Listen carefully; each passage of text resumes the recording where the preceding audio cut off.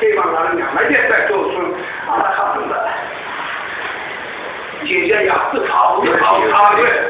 Görürsən? Hamı yatma, hanım yatmır, Allah sabah ne? Hep sigaretini çıxardır, bəsənələrdə də var. Atası Zeynal, kardeşi Zeynal baktı konak geldi. Diğeri kardeş bir dolma çörek gibi bir seçen çay yapmak için. Bildi ki Ələsgərdən veriyiz, hata çıksın. Baktı uzattı Ələsgər yansın. Koymasın ki, Ələsgər gelmedi. Bunlar yola düşmekte olsun. Allah rahmet eylesin. Böyle yolu tanır, Allah rahmet eylesin. Böyle düşmekte. Zürretullah rahmet eylesin. O vaxtında söhbətə görə uşaq idi.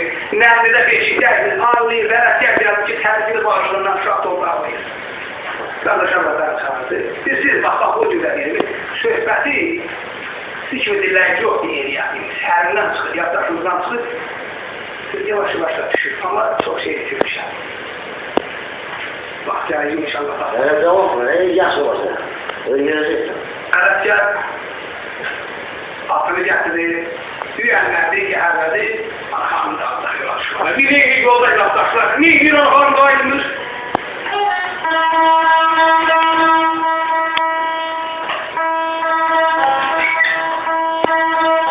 Yalvarır,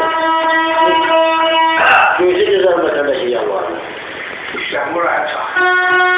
Yukarı oradan var. Neyi deyir? Arxamda ayınır. Çakırı keyif afiyetler eder.